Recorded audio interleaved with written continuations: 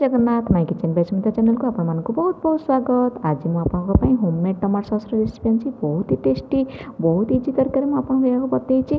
यहाँ मसे पर्यटन स्टोर कर फ्रिज रखिपारे किसी भी नष्ट हेनी। यहाँ क्या क्या सहित खावाक भल पाती निश्चित रूप मत कमेंट मध्यम जनइबे।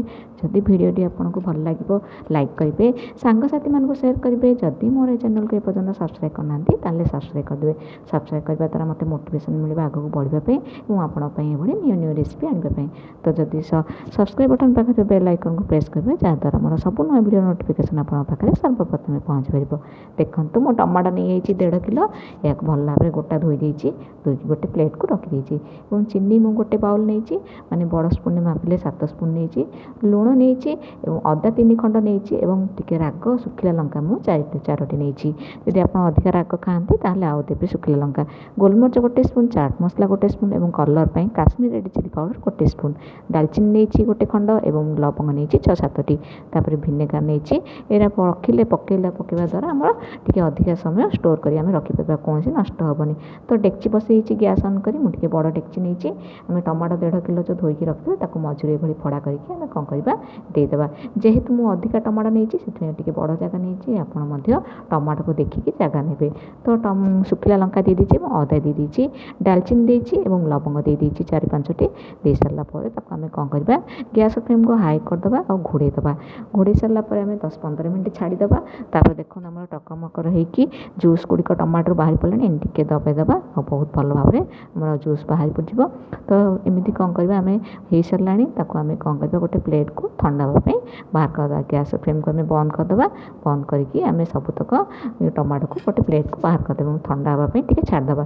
तो टी रख उषुम थी आपड़ कौन करेंगे ग्राइंडर जार पकेबे गरम थी आप ग्राइंडर जार जमा पकेबेनी। तो देखो एमती आम कौन करवा टे उषुम अच्छी तो पकईकी आम ग्राइंडिंग करदे तार फाइन पेस्ट बाहर करदे। देखो मुझे गोटे बाउल नहीं से स्टेनर देकी आम कौन करवा जूस गुड़िक ढालीदे और स्पून साहाय्य में आपको देखा ये भाव में आम कौन करवा ना बहुत भल भाव में कांटीदे। देखो मोर सबुतक जूस आम बाहर पड़ी एमती कांटी कांटी आम खदा गुड़िक बाहर करदे।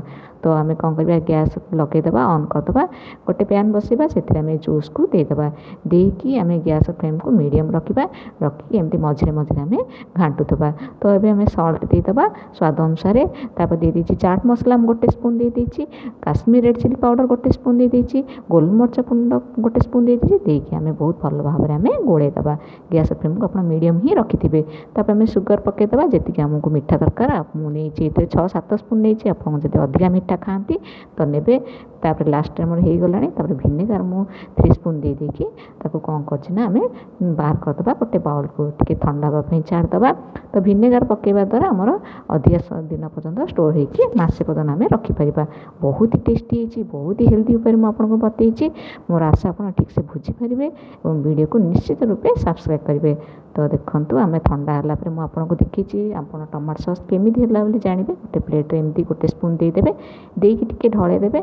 तो एमती बोहिला बेसी बोहबनी जब बेसी बोही बोची आप आउ टे बसईदेवे गैस रे। तो आम टिके बोची तो आमर हो जाए perfect tomato sauce homemade tomato sauce. या आम कौन कर गोटे कंटेनर रे काच कंटेनर रे मुझे रखीदे मसे पर्यटन आप रखिपारे खूब आराम रे तरकारी कले कि आज चटनी करें तो कौन टेंशन नहीं सब थे आप करके बनईकी लगे खाईपारे। तो देखो मो कंटेनर रे रखीदे बहुत ही टेस्टी होती बहुत ही हेल्दी उपाय मुझे बतई।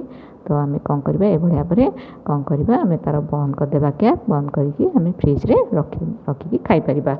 बहुत ही हेल्दी आप बनातु भिडियोटी जदि भल लगे निश्चित रूप से लाइक करेंगे सांगसाथी मान को सेयार करेंगे।